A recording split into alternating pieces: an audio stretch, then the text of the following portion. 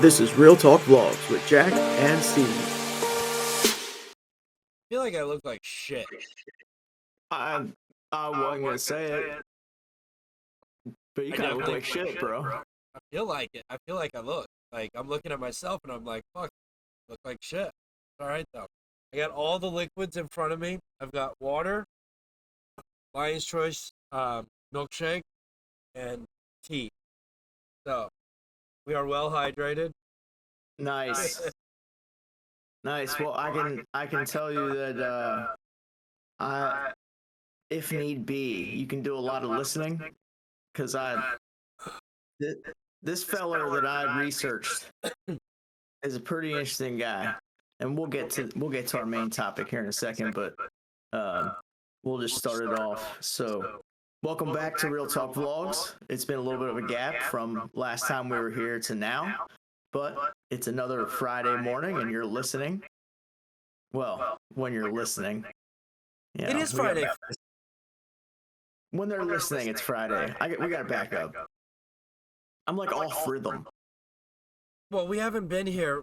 Okay, so first off, you're doing my shit. 'Cause you're trying, like, I mean, you are. I always do the, like, half-ass intro. You're supposed to be the one on the nail on the head, always know what's going on. You started out saying you look like shit, so I figured I'd be It's all like, good. yo, team, I'll take the charge. But go for it, man. Thanks for. Hey. I will. Well, that I like the failed sticker miserably. on your microphone. Is there? I know, you like that? Right there? Yeah, it's nice. I like that. I was trying to yell at you through it, but I think the batteries are dead. Hello? Never mind. Oh well. What was I supposed to be doing? Our intro. Oh. Welcome.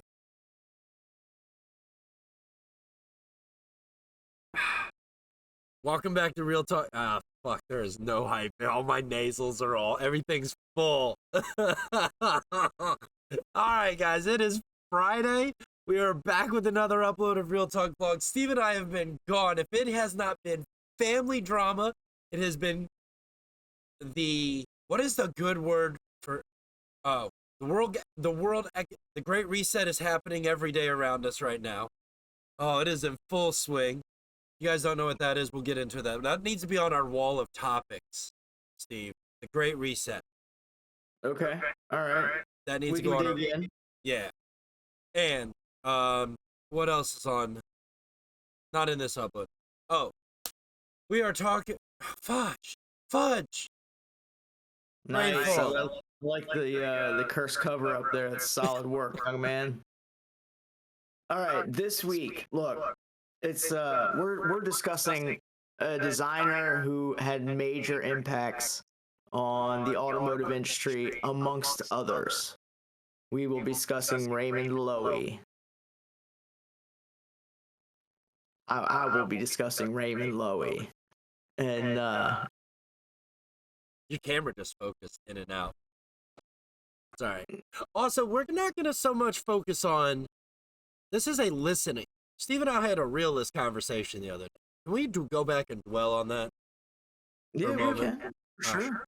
You and I were having a conversation the other day about this is not really the video aspect of this is for you and I. And, like, correct. You told me that in our quality level, is audio sacrificing because, well, you didn't really say it, but I feel like this was implied. I apologize. Our video quality, if we take away from our video quality and put it more towards our audio focus, like energy and stuff, like we should be more focused on our listeners hearing us better instead of video podcast. No, it's not a video podcast. It's a podcast. That's we have to be recording through a video call. Right. To simplify for ourselves and our potential guests, which we have guests coming up. We have guests. We have repeat guests. Oh, yeah. Too. Mr. AZ Euros, Austin. Steve's one of those who won't confirm, but I know Austin will say yes, so I'm going to say he's coming. because he won't tell me no. He loves me too much. I love. Yeah, We're family. I like to have dates locked in and things confirmed and all that, But he is coming back. We don't know when yet, but he is coming back. yeah. On that note, Austin did just in real world time, not whatever listening time. If it's 2030 for you guys, I don't know. I mean, it might be. See, that's the weird thing about the internet, Steve. We want to be excellent historical listening for time verification purposes in the future. Long time. So I think. If you're a 2030 listener, thank you. You know, what was it? You sent me some shit earlier that I seen, and that was 12 years old. Yeah. Like You're talking about the Ray Kurzweil video. Yeah, like that had me completely tripped out. That was 12 years old, and in the first 10 seconds, he said, by 2020, we will be able to emulate. And I started thinking about the tech, and I'm like, he's right. That was 2 years ago. We had that. That's a thing. Side note, Jack, for those of you who have been long-time listeners, you know that Jack and I are friends outside the podcast, and we chit-chat with each other throughout the week. And on one of this week's phone calls, I mentioned an author, and that's how I know him as an author. He probably has other qualifications, and but his name's Ray Kurzweil, and he wrote a book called The Singularity is Near, and it's one of the few books that I struggled to put down when I read it, and a lot of what he had to say some time ago has come essentially true. So fruition. Fruition, sure. It's worth a read. Ray Kurzweil, The Singularity is Near. So that's just some history from this week. But yeah, I'm willing to bet I can put an Amazon link, make an affiliate. I'm going to attempt this here. I'm going to try this. This is how you monetize off shit. But we're going to attempt. All right. We're going to see if we can find this book on Amazon. Then we're going to put an Amazon affiliate link in the thing below. All right. we can do that. I don't see. I mean, people do it always. There are people out there who do it. So why not? Give it a go. Anyway, you know. How was your week, man? Before we get too sidetracked and down the road and all that, we haven't discussed how our weeks have been for some 2.5 weeks now. And so we should discuss that, because the only thing we've given our listeners so far this year has been, hey guys, we have a new agenda. And then we totally dropped the nuclear bomb in the middle of that shit with our personal lives. So. Well, we did. We literally reset everything that was going on. Yeah. Well, some would say I have COVID, but I don't believe in that bullshit. So there's one reason for us to. No, I refuse to take a test. No, I'm not going to take a test. Why would I take a test? First off, the test is a money grab. It's a money. A COVID test is a money grab. I know there's people out there in 2050 are going to say, this guy, listen to this guy. He was a freaking idiot back then. I'm sure. Somebody along the way. But it's still good to know. It's good to know. Yes. You can't do irresponsible shit if you know. I don't do anything. I don't do anything. I'm not like. I don't go out. I'm not accusing. I'm just saying for our listeners, I will not promote the vaccine. I won't do it. I won't do it. But I'm a big proponent of testing. You should know. You should know what your shit is so that you can be responsible for those around you or yourself. Okay, I'll give you that. Fair enough. Fair enough. Megan tested positive, so the statistical possibility was it was positive. So why do I waste the money? I've stayed my ass at home. All right. Mm-hmm. I have done my due diligence. The thing that gets me, that blows my mind, right, is the all of a sudden change from 10-day quarantine to 5-day quarantine. I seen a TikTok about that and laughed my ass off. And then they said when, not if. It's like, oh yeah, the little doctor is like, wait, when? If like the vaccine is supposed to do something, it's like, dude. So Anyway, I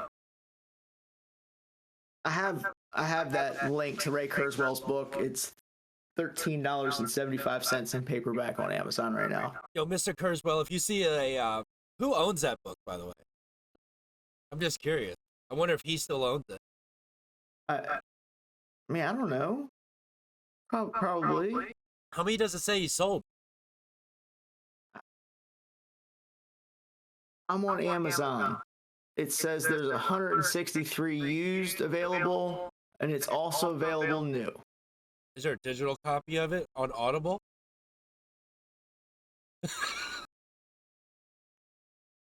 I'm sorry, Steve. Yeah.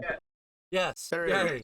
So we can listen to it for free on Audible if we had a promo code to insert here. But they don't sponsor this yet. So, but I don't think we can technically take money from big corporation if we want to talk shit on everyone. Yeah, I don't want to talk shit on everybody, but I will not back away from talking shit on people that deserve it. This is real. Yeah, the EPA. Yep, there's another one. This is, and that's, yeah, that's, hey, dude, I was just thinking earlier, that's kind of where, like, Real Talk Vlogs came from, is our phone calls that turned into conversations. We're just like, we should just turn a camera on. Yeah. Some people don't know that are new to what we do. We give zero ZFG about most things. Facts. Dude, I'm trying to live my life and be as happy and productive as I can be for myself. Right? I'm not trying to have a negative impact on anybody around me. I'm trying to enjoy my life. I'm trying to have my friends enjoy their lives. I'm trying to help my friends along in the enjoyment of their lives. I'm trying to spend time with my friends and family. Help you, help us all. I'm not a law-abiding citizen. You know, I don't tiptoe the structure of the law or any of it, but I'm not a dangerous person. I think it's 10% sketch. It's the law of 10% sketch. Yeah, you have to live enough to know where the limits are. Yeah, I would definitely say that. You know, and then there's cases where you need to not know where the limits are. Like when you're a 15-year-old freaking child. Facts. Dude, I want to kick my son's ass. I wish I was a way to de-age myself so I could kick his little ass. Oh, and then become his parent again. Like turn into like the bully at school or whatever. No, just his damn equal. Oh, all right. Like I wish there was a way for me to go flip on a 15-year-old version of myself and be like, check it out. Yeah. You want to see what it was like to be 15? Here's what it was like to be 15 when I was a kid. You want to talk all this shit and think, oh, when Dad was, I guarantee you got to do da da da da da da da. Yo, old man Jack has arrived. No, there's a difference. Like, okay, I get 15 in 2021. I'm 2022. I apologize. That's what year we're in. Obviously for the world out there, I have a 15-year-old son that I am ranting on hard now. And if he ever hears this, just know I love you, dude, but you're an asshole. He better be listening to every episode to support his father's dreams. He should be, especially after Mr. Ray Swar has blessed him with a name. Brother, that is better. You will have to come out to an S4RW event or a Rowdy Audi event to completely understand what that whole thing is about. It's funny you mentioned that now that we have solidified dates for 2022. Oh yes. If you would like to come to an event. Hashtag not sponsored by Lion's Choice. Yo, it's fogged out. It was totally like for our listeners, he held up his cup and the logo was blurred out by the blur feature in our video chat. So it looks like it was poor product placement. Good laughs. Yeah, where were we? Race Wars though. Yeah, Race Wars. It's official. Right, so I have been attending events with Swing Set LLC at Shenandoah Raceway in Virginia for a couple years now, and they do primarily drifting. Well, we as S4RW have partnered up with them to bring time attack and drifting to a combined event with the normal camping, and we're gonna have a couple food trucks, and our trophies obviously cannot be by speed. Bullshit. With the like they were at the drag strip, but with time attack, we're essentially gonna separate it by era. So we're gonna have vintage cars pre-79. We're going to have the rad era, which is 80 to 99. And then the modern era, which is 2000 and above. And then we'll have the all Audi unlimited fastest time attack car. And there will be bonus points for drift Audis that also time attack. So are we going to be allowed to, like, specifically, we can just, Audis can go in for time attack if we want, or how's that going to work? Like, what do you mean, how's it going to work? Well, like, I'm sorry, I was adjusting my mic. There's an entry fee, so it's $15 to come in and watch. Okay. You show up, you're like, hey, $15 to get in the gate, watch. Now we're at a 3/8 of a mile asphalt oval track. This is not I've been there. This is not a inexpensive facility, to put it per se. So our ticket prices, given the modern era of inflation, are going up from $10 to $15. Oh wow, that's so much more money. So much. Right. Now what all is that covering? Is that a spectator? Our long-term supporters that you'll have to chip in a little more this year, but also, is that as a spectator, sir? Yeah, that's as a spectator. What all do they get as a spectator? Do they get to spend the night, or is that a separate thing? Camping is a separate fee this year, and I've got to work out the details with the track owner to figure out what facilities will be available specifically. But camping is available at the track. There's also hotels in the area. So if somebody wanted to do it that night, they could. Like, then 100%. Yeah, like if they didn't know ahead of time. Yeah, there will be a fee associated, but it's 10 or $15. Trust me, you want to camp. You want to camp. I've been outside of. I'm sorry, I'm stopping you, Steve. You want to camp. Listeners, listen up right now. I am holding my microphone in my hand, and I am talking into this thing like it's La Bamba. Have you ever seen that movie with the little Mexican guy? I'm hopefully not going to get sued for that one day, but okay, anyway, you guys want to camp. It is so amazing camping at this racetrack. You can look up at night. Steve was sleeping hard by 11 o'clock, but I sat up at 3 a.m. and looked up and could watch the Milky Way. Oh, dude, and that was about the same time of year when you brought the CRX this year. So the event's August 27th, Saturday, August 27th this year. Oh, sweet. It's going to be sooner than it was. Because when I came out in October. No, you came out August 5th last year to deliver the CRX to Shenandoah. Oh, yeah, so it will be about the same time. October was the plan, but we could not get the lights in October. Okay. September, people love September for their events, right? And so there's a big Grid Life event in September. There's obviously Labor Day and all the family vacations and stuff that are associated with that. There's several other events in September, and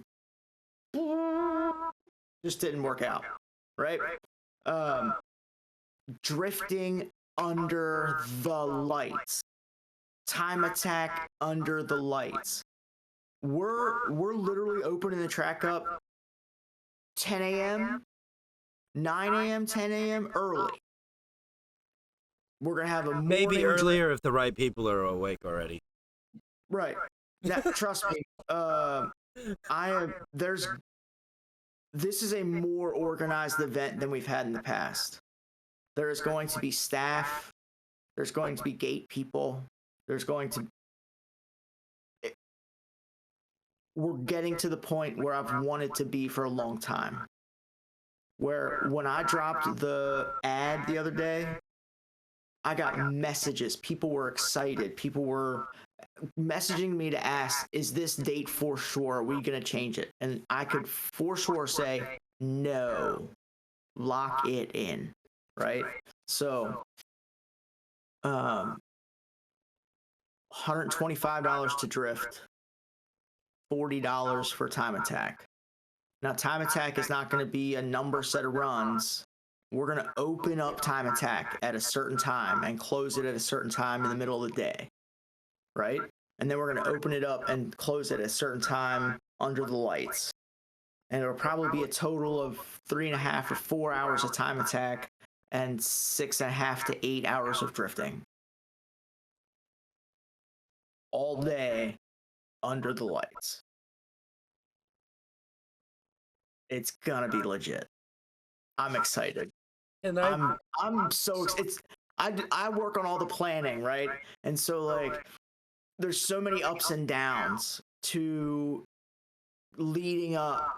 Is this going to work? Can we do this? Can we get it sorted? Can it, and there's so many moving pieces, which you're well aware of, the amount of phone calls we've had of, just trying to get things sorted, right? And so now we're at the point where it's locked in. We are going drifting and we are time attacking. Dude, and it's all day. This and is it's going to be exciting. the close out of summer. And so it is the Shenandoah Rally 2022. Slide into fall. Yo, Hashtag slide into fall. this is gonna be crazy. Guys, like, I'm gonna set the scene for this whole thing here real quick.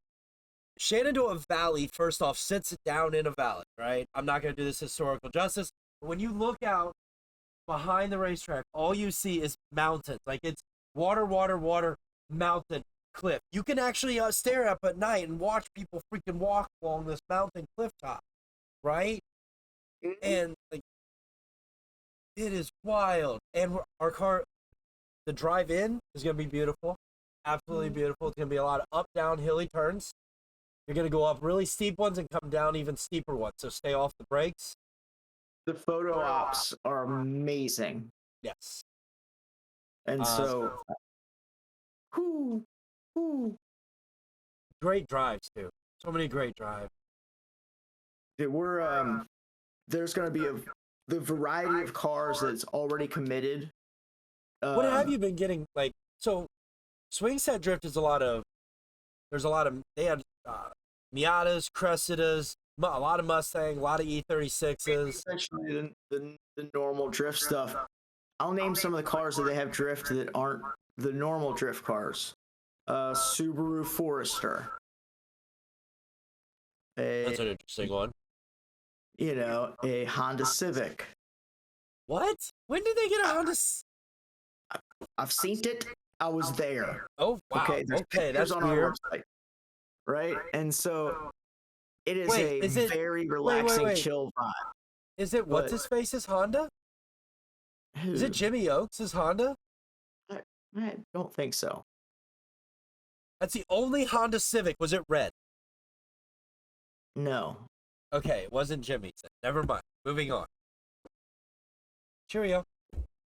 All right. So anyway, it's a chill environment. We get a lot of exciting stuff. I don't think they've gotten a whole lot of slidey boy Audis out there. We're gonna ruin their day. I'm very excited that we're gonna have 4 or 5. At least Trains. 4 or 5. Trains. We're gonna run trains in that dome. That's gonna be so sick. So for those out there in the world, we're not allowed to ride our circle track here. I'm sorry, I'm interrupting, but we are not allowed to drive on our oval track and drift on it. Okay. Just not allowed. And I've never been someplace that I'm allowed to drive on the oval. Very curious what that's like. I know that we're not gonna have the time attack track and the drift track won't necessarily be the same. Because the speeds that can be attained by some of the cars that are coming on a circle track with concrete barriers is something that I have to consider from an insurance standpoint. So from the perspective, if they wreck their ship boxes, or if they go to sending, come off, why do you have... oversending. into. Why is that an I don't understand how. Like, I really don't understand that. Like, why does your insurance? I've provided an environment and accepted money for them to. There's all sorts of waivers and such. There are things that insurance companies ask questions about what safety measures you have in place. Okay, so I'm not handling all that personally.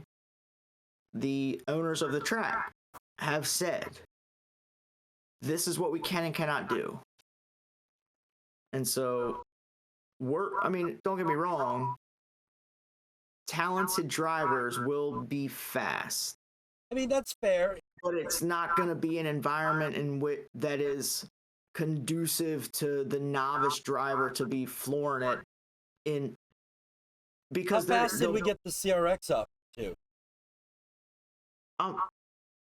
In this time attack, about 8. But I mean, my point here is there's enough straightaway I could see where somebody could get some serious speed. Yes. Rally, time attack driving. Where yes, we being, I'm raising my hand for the most of us who like wheel speed and tire smoke, might have 150 mile per hour wheel speed, but only move 20 miles an hour. Right. And I mean, there's some guys that slide out there that carry some speed as well. Vehicle speed. But facts. I'm not trying to set up. I'm not trying to promote it as the event of, hey guys, we're gonna have this infield time attack, but you can run the 3/8 mile and see how fast you can go. No, it's a legit time attack, and if you're able to carry speed through corners, well, you're gonna be fast. Yeah, but you know how it is. A lot of the drivers that don't necessarily have 100% car control aren't gonna have the corner exit speed that's required to get the top end speed. Whereas if they don't have to go through that strategically placed chicane, it's just, I guess for me, it's going to be very. Like Cal comes out, yeah, he'll carry some speed. That I'm excited. I really am excited to see what you're going to cut. So have you already got some plans or ideas, or like you guys? You talking about for the track layout? Yeah, I'm assuming. Like you said, I do not personally have designs. I'm essentially going to look at what the drift layout will be for the day, and then place, because we've got to change back and forth. I've got to look at what the drift layout is for the day, and then place chicanes or stop boxes or whatever to keep the speeds. Yeah. Gotcha. But you've been to the facility. It's the whole entire infield's paved. It's not like we're working in a small parking lot. No, it's not. It's huge. Like, it's big. And that's what I was curious of. So, like, I'm thinking, I guess for me, I was using the bank and the infield because they're going to allow us to drift on both of it, I would assume. Yes. So why can't you? Is the time attack going to run both as well then? Yeah. So you just need to see what their drift layout is, or are they going to do it too? Are we going to do it like we did when I was visiting, and he changed the layout? He did a beginning layout and then an evening layout. So he's going to do the same thing again. The time attack layout will most likely be the same because we're changing conditions already by going from daytime to nighttime. Right? Ooh, the temperature, the track temperature, all the stuff. So I want the layout to at least be familiar and then, we're going to have trophies based on who sets the fastest time for whatever year their car is, but there's going to be guys like hunting their own personal time for the day too. So we're going to be trying to have a course layout in which we can send a car every 30 seconds or every 45 seconds versus having crossovers and you can only send one car at a time for the whole course. I think I understand. I think so. So because the track's essentially a 3/8 mile oval with a paved infield, we can set our start line at, say, pit entry, right? And then set our stop line at course off, right? And then you can set your whole course to zigzag through across the infield 2 or 3 times, but start at one side of the course and exit at the other. And so to keep run count up, we can say, okay, every 30 seconds, a car's going to go, even though the time for every lap might be 47 to a minute 5, right? We just set that 30-second gap instead of making a minute 10 lap, but it's got to cross over itself, and we can only run one car every minute 10. Follow me? Nope. It's okay. All right. I'm trying to keep cars on track, because we don't have, essentially the time attack portion is in addition to the normal drift day. Right. So we're maintaining 6 to 8 hours of drift time, but we're placing in the time attack. So it's essentially coordination. It's gonna be good. Okay. I essentially got the dates locked in 2 days ago, and I haven't gotten to the course planning yet, but there's stuff that it's going to be good. It's going to be good. Just tell me where to show up, and I'll be there. Tell me what you need me to do. August 27th, Shenandoah Speedway, Virginia. Speedway. I know where that's at. I've been there. The tickets will be available on the website in the next couple days. Anybody wants a convoy from Missouri, let me know. Boomer's coming from Michigan. Actually, yeah. We can meet Matt Lawners from OSP, I believe, is coming from Ohio, Kentucky, Northern Kentucky, Ohio area. Oh, it's gonna be an interesting run on the highway. Like all of us have to, like. Austin's coming. I don't know when he'll be coming out, but I think he was. Never mind, I'm a shush. We gotta work details on that, because we gotta work details on that. That's a long drive. Yeah. There's gonna be multiple pieces at play on that one. But we shouldn't spend too much time on race wars. Yo, we've been talking for 30 minutes, and I haven't even asked you how your week was. We made it 20 seconds into mine. This is also the ADD life of Real Talk Vlogs, and how offbeat and how easily marijuana can affect the brain and attention spans of the. Just saying, it's bad. He's speaking for himself, clearly.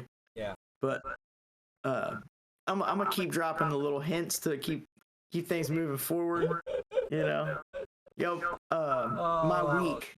We'll get to How's my your week. been? My weeks have been full, and they're less full now. We've gotten to the end of the big work problem, and I'm on to my normal job. Really?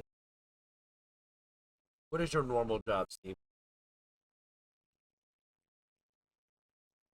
I believe if you listen back to previous episodes of Real Talk Vlogs, you would know that I am a heavy civil construction estimator. I'm sorry. I was trying to. So you are back to normal job. You're done dicking with like all the insanity things of what people the extra levels.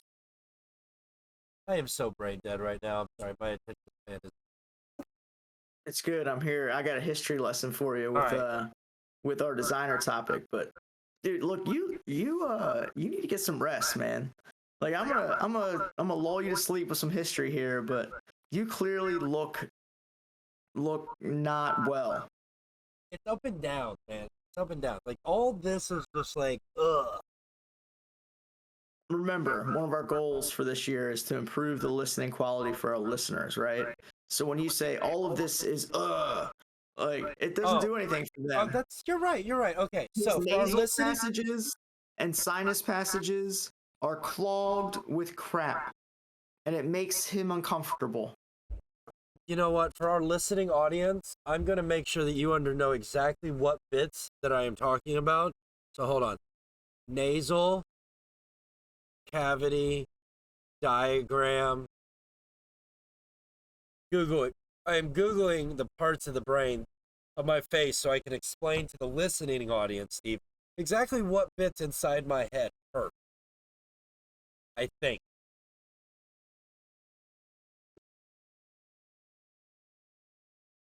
I'm still here. I'm just, hold on. Okay, there we go. From the Britannica.com.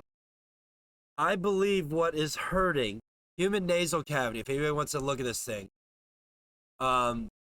they, conchica, I think is what of this is part of the nasal cavity. And the top of it is where all the mucus feels like it's draining off the back of my throat. It's the thing above the oral cavity, I think it is.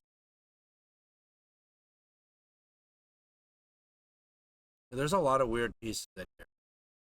Naspronix.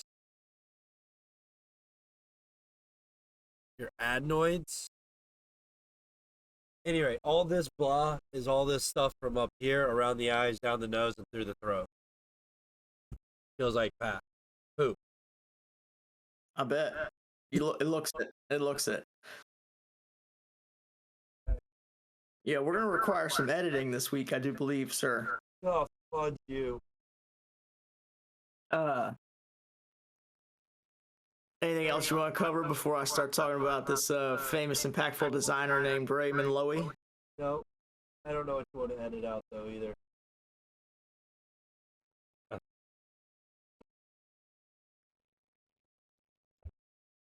Go for it, Steve.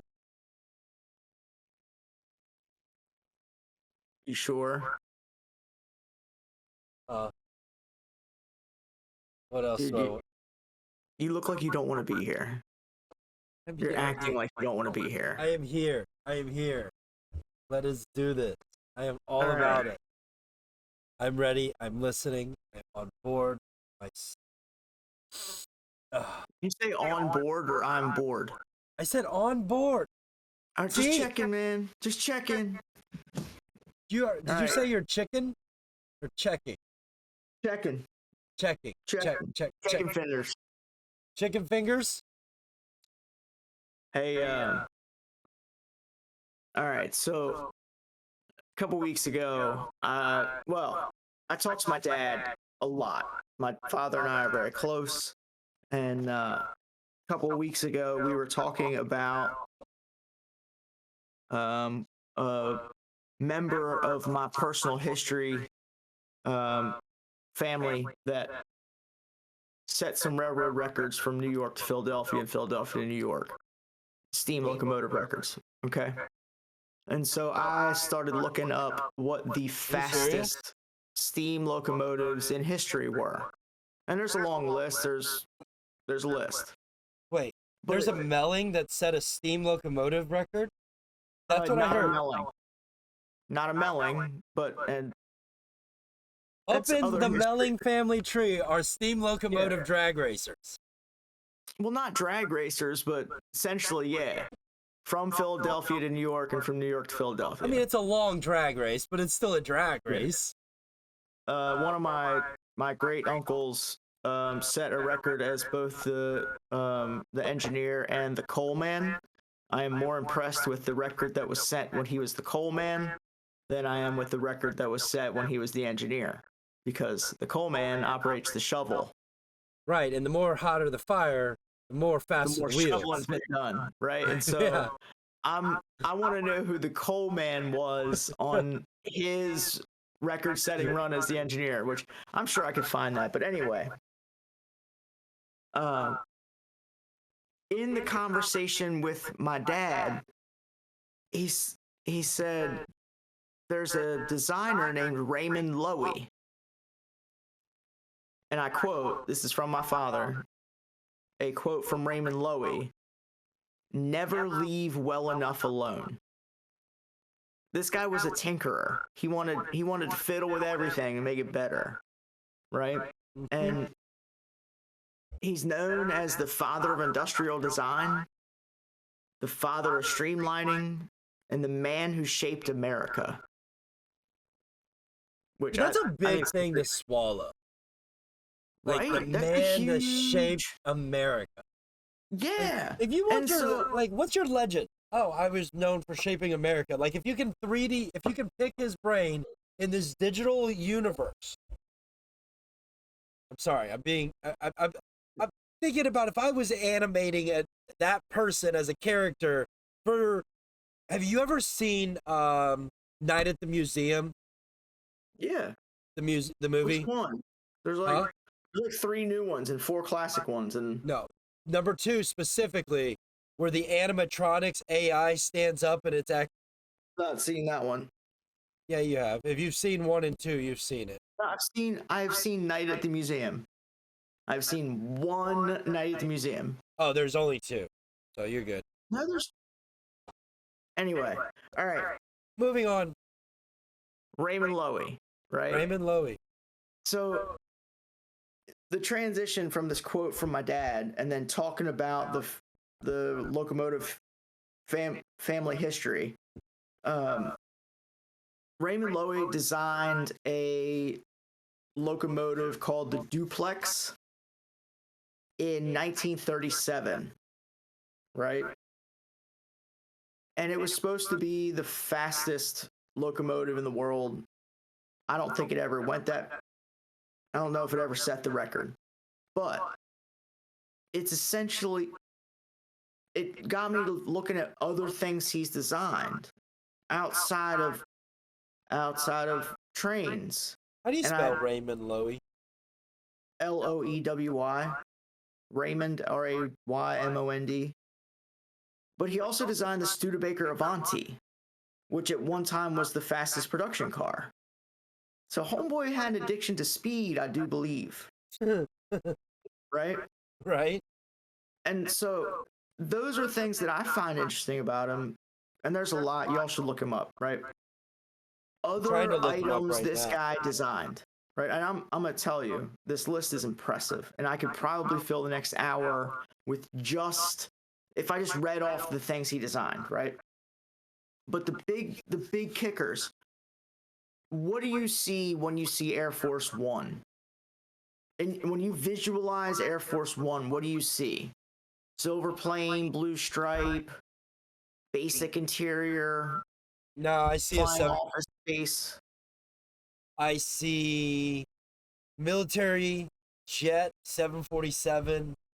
I've seen a lot of movies, so I know it's got escape pods in it. Military jet 747. The 747 was supposed to be a military jet, but it was not. It was a design competitor to the C-5 Galaxy. The C-5 Galaxy got the military contract, and Boeing converted all of their heavy hauler planes into civilian use for moving people, and just happened to be the most successful commercial plane ever. Okay. But history nut by Steve. But when you say a 747 is a military plane, you're indirectly correct. Okay, my bad. You're good. Fine. It's fine. I see a jet, and I've seen enough movies to know it's got escape pods, it's got a lot of telecommunications, and I've been on those jets. Like, they're big. No, Air Force One wasn't always a jet, right? No. I know there's a helicopter. Air Force One is whatever plane the president's on. Right. Well, you said Air Force One earlier. Yeah, when Air Force One is not always a jet. Oh, okay. But the Air Force One, like the one that you see in the movies, the one that when you think of Air Force One, Raymond Loewy designed the exterior of that and the interior. He designed several Air Force One interiors. Like, nice. Okay, that's cool.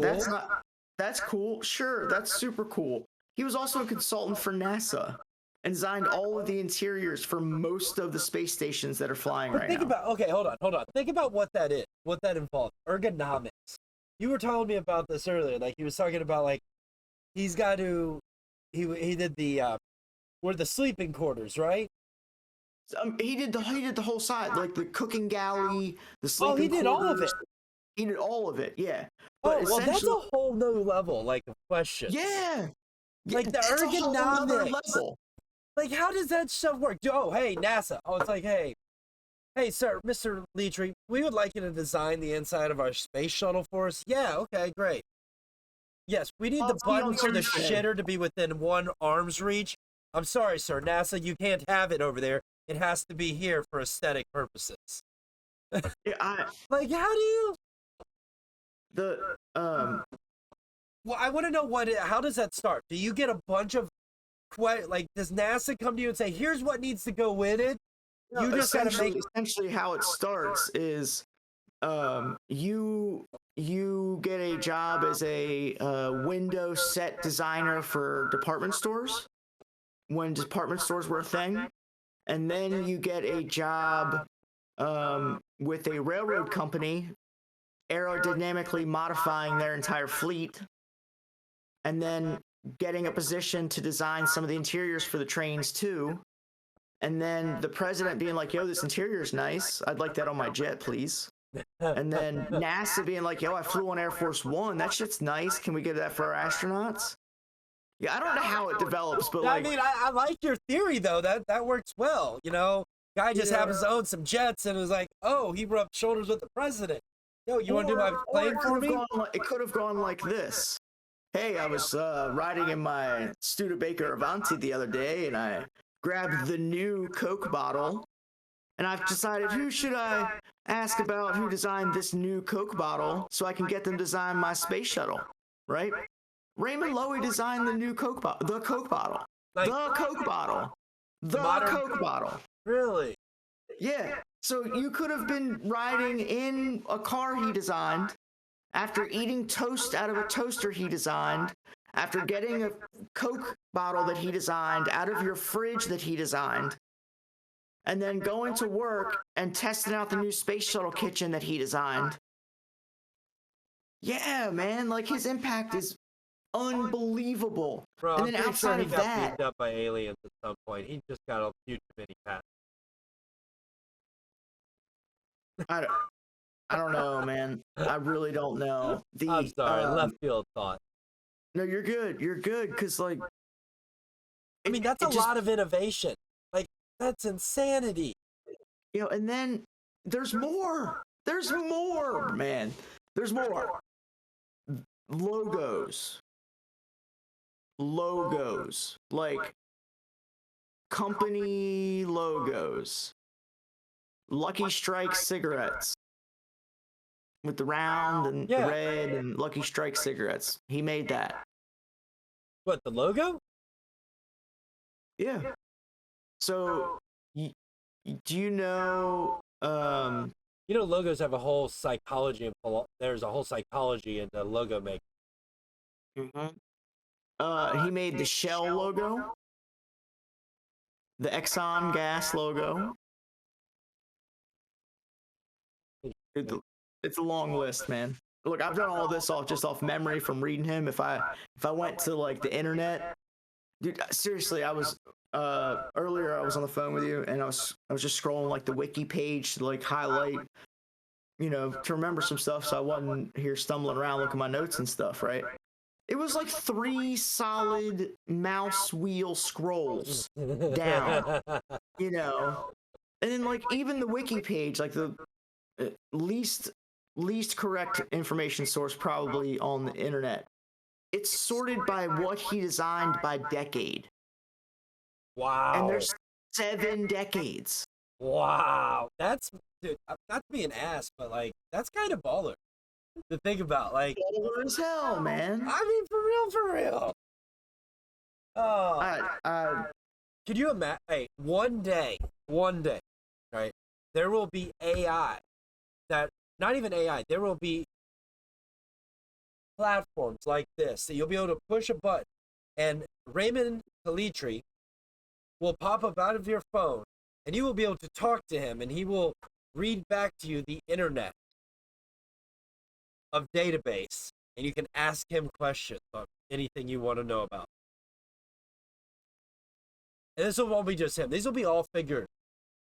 anything. There'll be a database.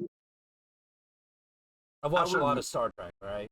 I like the fact that I have information readily available.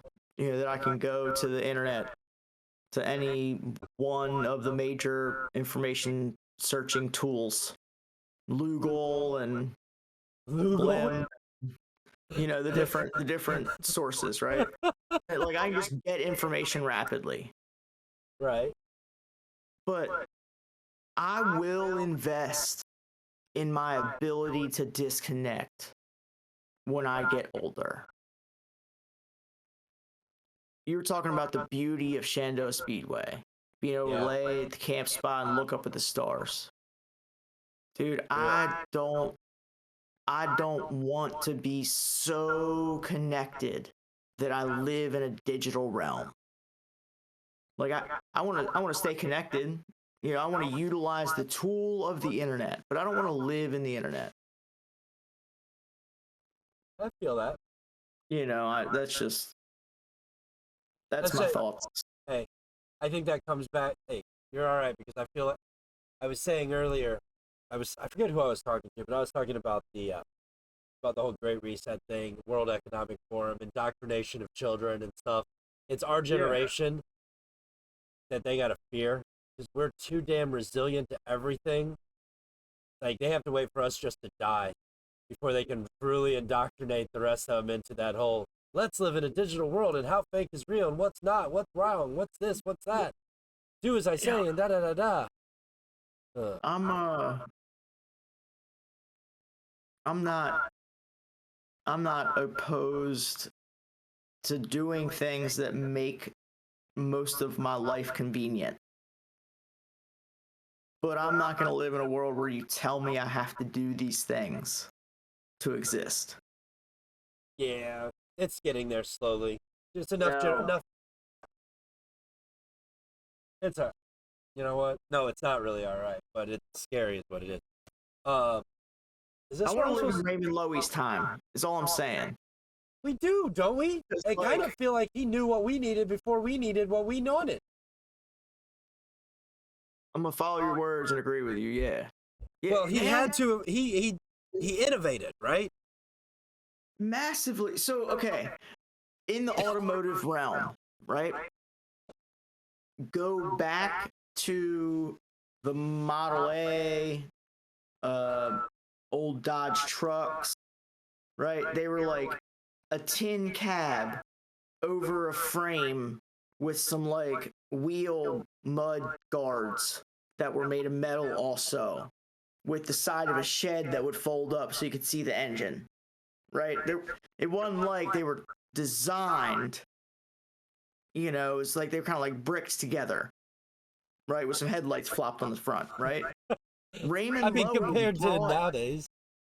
Raymond Loewy brought like uniform shell aero designs to cars.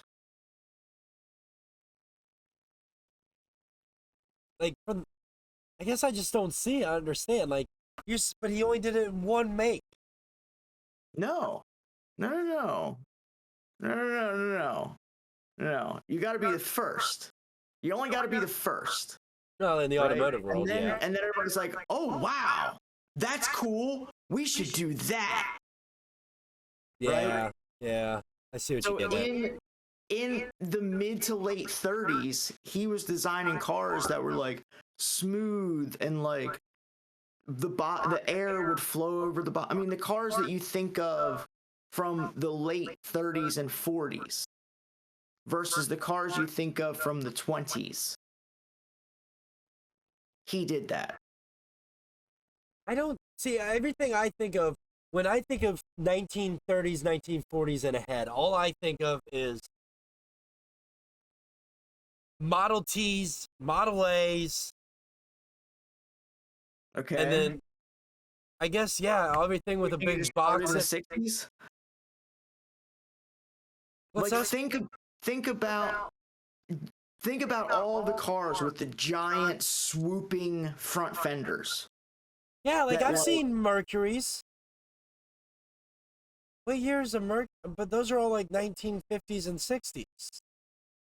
Like, That's my point. That's my point, man. That's my point. He was doing it with cars with trains in the 30s. Trains. Right? I thought we were talking And about then, cars. well, I am Oh. also talking about cars. Okay, He I'm getting then worked confused. for trucking companies and car companies to make and they all hired him to streamline their designs. Now I'm picking up what you're putting down. Right? Right? Like, Okay. Right. so then when the streamlined design, it was obviously prevalent, like very quickly realized that there was aerodynamic benefits and driver comfort benefits and fuel consumption benefits and all these benefits that came along with streamlining your car. They were like, oh, think of the electric revolution that's happening now, but in the car industry with how they looked. It's funny you bring up the electric industry. That's where my guy that I decided to research really is starting to shine now and being re-brought up oddly more and more, which is really. I'll let you finish yours first. No, I'm essentially, man. I essentially chose a titan of design to start because, like, yeah, I got nothing compared to my you. dad keyed me onto him. So thanks, shout out to OG Pappy and all of his great wisdoms. Hey, we'll come back to you again. But it was stunning to start digging into this guy and realize how far his impact stretched. Right. So should we do another upload just on him? Like, how much more do you want? Like, could we go even deeper? We got. I mean, I could go into personal history. Essentially, I mean, here, let me give you this real quick. I think folks should go do more research on Raymond Loewy and just understand that there are designers that throughout history, anywhere you look, the impact of their design still exists, and he's a big one. He's a big one. I mean, here he's been playing. You just talked about from before the modern day toilet to after we've almost been on the moon. Yeah. Like, that's a big impact in just way of life as, well, at least as we know it. People in the future might not, but it's okay. They might be too far outside of that disconnected time frame. So OG Pappy had suggested that we do a episode about designers, right? And he started like spewing off designers. And the first one was Raymond Lowry, right?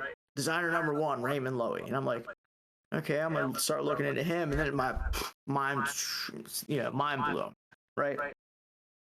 And this is just a little bit of a shout out to my dad, but he also recommended Soichiro Honda, right? Who's the founder of Honda. Yeah. And the reason that my father suggested this man was the ergonomic simplicity of the interiors of Hondas. My dad has owned a Honda since 1978. Do you know that the first Honda Accord was designed in the United States for the U.S. because we are different than the Japanese? Yep. And so a quote from Soichiro Honda started his career as in bicycle repair. FYI.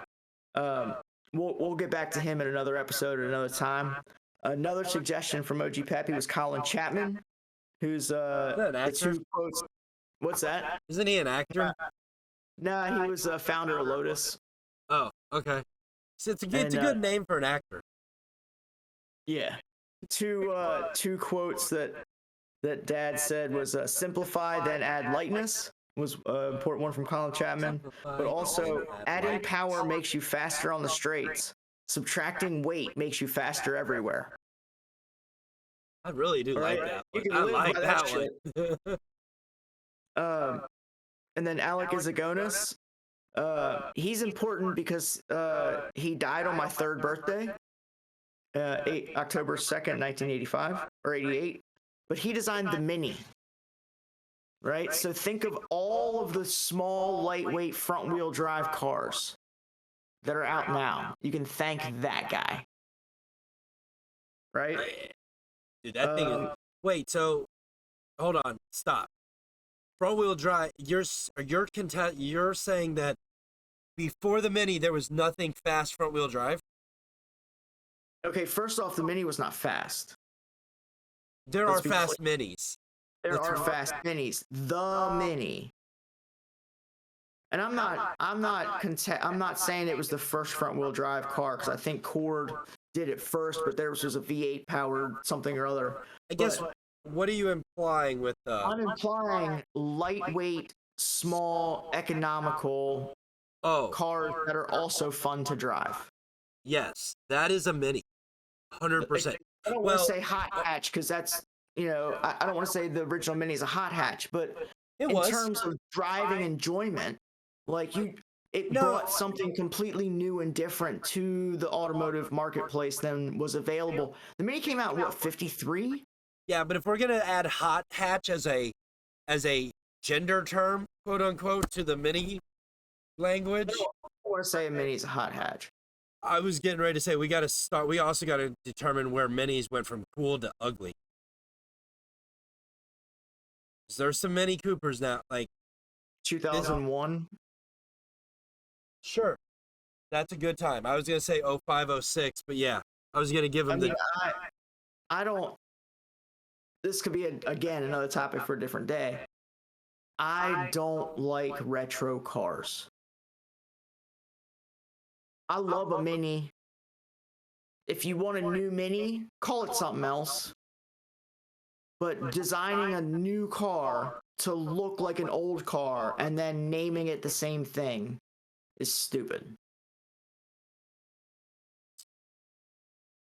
Okay. You can disagree with me, that's fine. I'm not disagreeing with you, but I'm thinking there's better examples of bastardizing a name. For instance, a Dodge Challenger. Yeah, don't call that a Mustang. That's not a Mustang. A Dodge Challenger. That's not a Challenger. Mitsubishi Eclipse. Yeah, there's another one. A Dodge Colt. My point is the original Mini was such a classic. BMW bought the brand and reused the name for a car of their own, and then made it kind of look like the original one. But the one that they remade was a very good version. Like, I would accept that as a Mini. The ones that they made afterwards, where they started inflating them, putting Botox in them like KFC chickens, those are not Minis. All right? Yeah. If a Mini has more than 2 doors, it's not. Exactly. It's not a Mini. If it has a long wheelbase, it's not a Mini. If it's twice its length at birth, it's like, they're huge. All right, so other designers that my dad mentioned were Ian Cullum, obviously for Jag, and some other brands. Ian Cullen. Isn't he also a knight? The Cullen twins. There's I think that guy... I don't know. If you don't know the fact, I don't know. It's your fact. Oh, no. I was talking about a TV show. The Collins. There's an Irish TV show I was watching the other day. Never mind. Continue on, Wayward Son. And then the last one's Chris Bangle. That we can... Who is Chris Bangle? Apparently he's done some other stuff, but what I know him for is the ruining of the BMW's rear ends circa 2004 or 5. Oh, that's the guy who decided it would be good to put a whale tail on the back of everything, right? Not a whale tail in the same tail as a whale tail Porsche spoiler. I don't know what you mean by whale tail, and I would disagree. He put like the little hips, the double like barn-shaped hips on the back of the BMWs. If you look up Bangled BMW, the rear end will pop up. I am looking up Bangle BMW right now, seeing what pops up.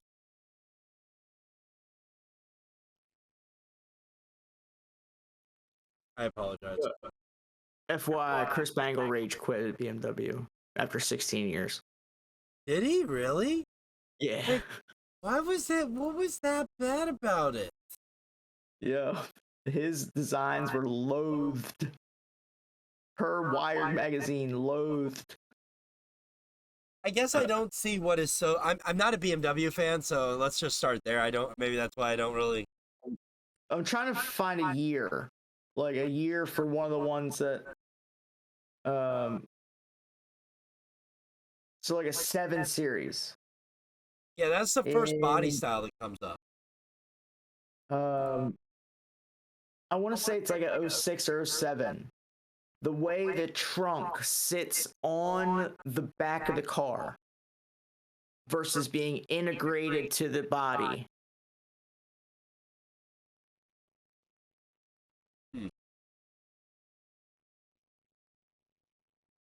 If you want to buy a used BMW, that's probably the cheapest one you can get.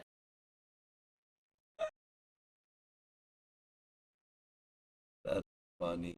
2009 is one of them. The years. The Bengal butt. The Bangle butt. Yeah. The Bengal butt. Yeah, I mean it does distinctively come up and out of there, don't it? Like that whole thing goes donk. What is that? Somebody wrote a book called The Bangle Era BMW, a retrospective.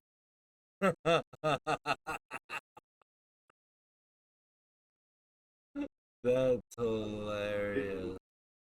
So anyway, yeah, Raymond Loewy was a legit influence on life as we know it, like across the board. So I recommend everybody just do a little more looking on him. Check some YouTube videos out. It's interesting stuff for sure. All right, guys, catch us every Friday morning at 12:01 a.m.